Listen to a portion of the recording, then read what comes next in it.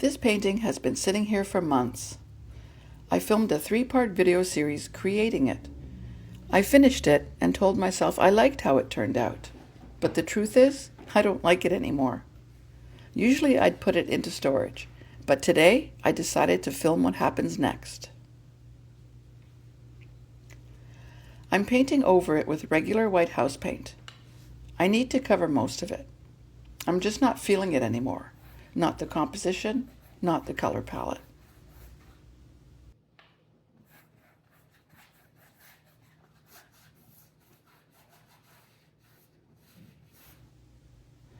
There we go.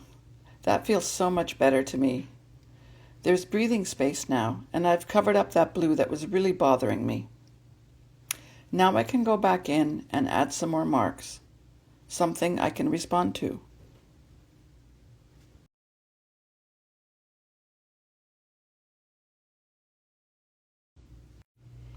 A viewer who wants to start painting abstracts asked me why I scribble over my paintings with pencil and markers, and how she could get the same kind of marks onto her own work. Well, I really had to think about it, because my marks come naturally to me. It's like breathing. I use mark making to add visual texture to my work. As I paint in layers, some of the marks will get covered up and some won't. But I also use them for composition, to get the viewer's eye to travel across the painting. The scribbles and lines also connect different sections of the painting together.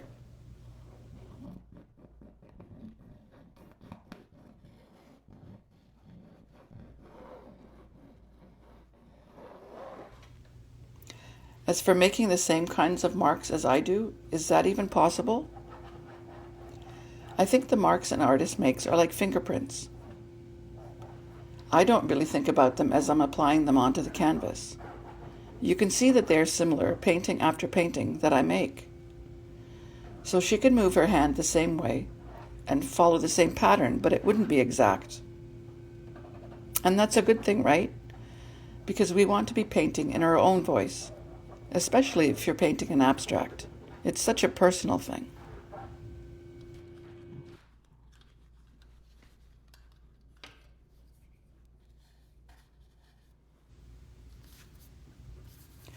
I've put some paint out on my palette, and I'll list them in the video description for you. I'm mixing up a very sophisticated gray, as I like to call it. It sounds so much better than mud. I'm craving a more natural, soft color palette these days, and so I'll be mixing up some warm, soft tones.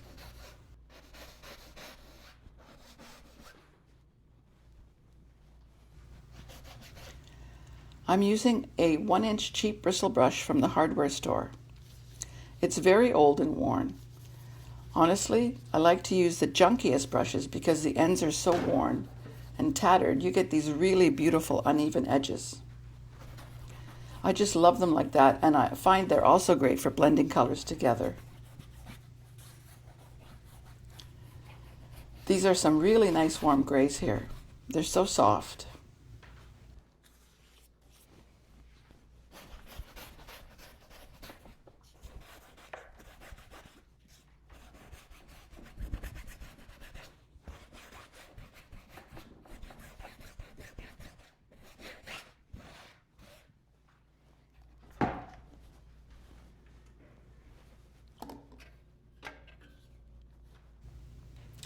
Now I've switched to a 2.5-inch brush, and I've mixed a soft yellow.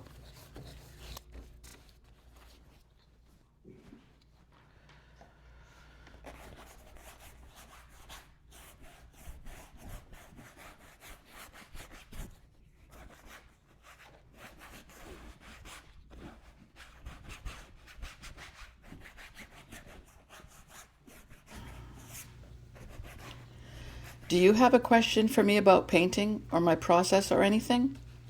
Please feel free to leave it in the comments here. I love reading them, and I do answer every one. And for those of you that have asked about an online course, that's a big undertaking that I don't feel ready for just yet. But I am working towards setting up some one-on-one consultations and painting sessions. So if that's something you'd be interested in, let me know that in the comments as well.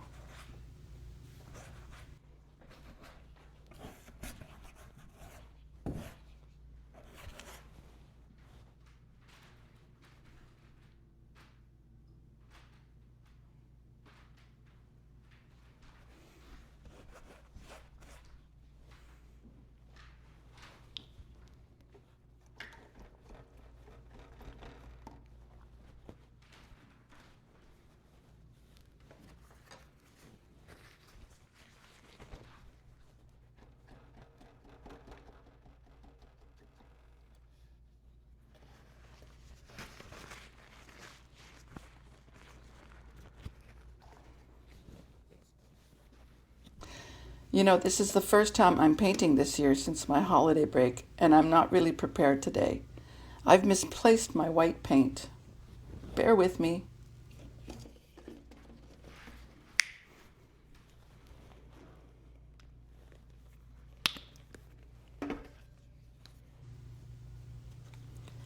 I've only been doing the YouTube thing for about 11 months at this point, and I still get a bit frazzled when I'm painting and filming myself. But today the inspiration struck, and I started painting without setting up properly. That's one thing I'm working on this year, is to get some systems set up for myself to make this whole filming process easier. After all, it's just me here. I do it all. I wear all the hats.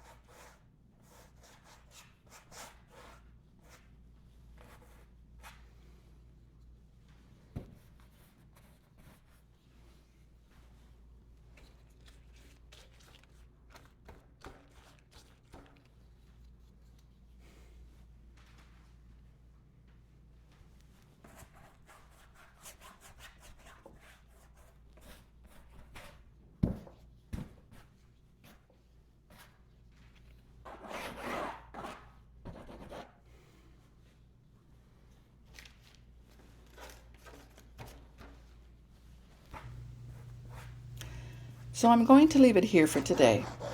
I won't say it's finished because I'll have to live with it for a bit.